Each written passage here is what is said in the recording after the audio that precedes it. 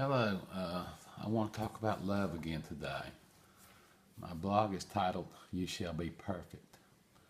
I got three scriptures. Of course, you even need to go back and read the scriptures in between maybe. But Matthew 5:44, Jesus was talking. He said, But I say to you, love your enemies. Bless those who curse you. Do good to those who hate you, and pray for those who spitefully use you and persecute you. That's 5:44. 5:46 says, For if you love those who love you, what reward have you? Do not even the tax collectors do the same? Therefore you shall be perfect. That's 5:48. Again, I skipped a verse, couldn't put the whole Bible on my blog. Matthew 5:48 says, Therefore you shall be perfect, just as your Father in heaven is perfect. So right here, Jesus tells us if we can love our enemies and pray for those who spitefully use us, that is the key to being perfected. It's that simple. Of course, I say it simple. Jesus said it simply. But of course, it's not easy. It is not easy. And that's where we come in. That's where our free will comes in. God could have made us robots. And a lot of people almost want to preach that Jesus has done it all. Well, Jesus made it possible. When he died, he made it possible because he fulfilled the law, and it had to be fulfilled in order for everything in the Bible has to be true.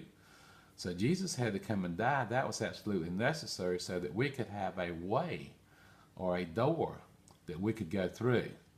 We still have to walk through that door. We just can't say, well, I believe he died for me and therefore, and stop. I mean, maybe we can, but how far do you want to go? If you want to find a unbelievable peace on this earth while you're living now, I think it's so vital that we do whatever we can to even love and pray for our enemies. Again, this is totally impossible unless Christ does it in you. Unless Christ abides in you, indwells your spirit. And this only happens as we do what he says do.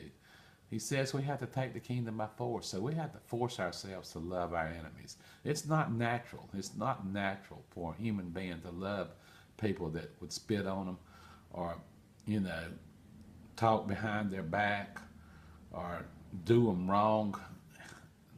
I mean, everything that goes on between people. In order to love the ones that do come against us, we have to have the Spirit of God inside of us doing it.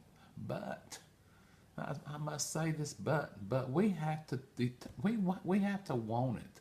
We have to truly want to pray for our enemies. We have to truly want to do what the Lord says do. I mean, it's real easy, and a lot of people do, and a lot of people never reach this point.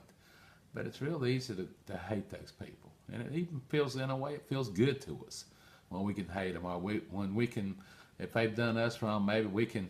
Again, the Lord says don't do it, but sometimes it feels good to run around and talk about them. It makes us feel better for a few minutes, If we can say, oh, this person so-and-so and so-and-so did this, it might actually make you feel better. But I'm telling you right now, what's going to really bring the true peace, true comfort, is when you can forget it. Just forget it. Say, and forgive them. And you can't forget it unless you are able to forgive them. And again, we're not able to. It's only with God inside of us. And as we ask him to help us, Lord, and that's exactly what he always wants us to do, to come to him for everything, for every need, everything.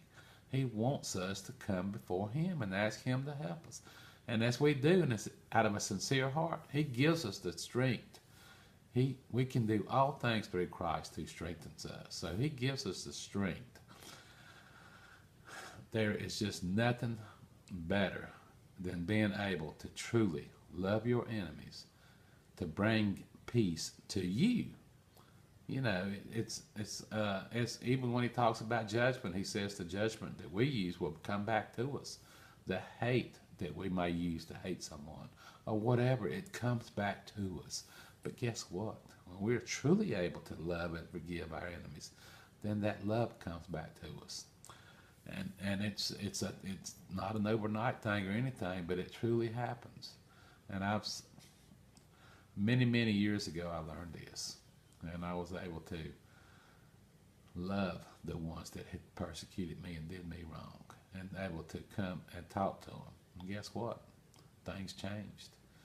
All of a sudden, it was a tremendous. When people just simply know that you really care about them, their heart melts. Love will melt the meanest, cruelest heart, and that's what the Lord is wanting, and that's what He's looking for. I thank you for watching this video today. I hope you'll go to my website, www.whatgodissaying.com, and read my blogs. Almost every single day I post a new one, and I'll put this up in a few minutes. Thank you for watching. Have a glorious, wonderful day.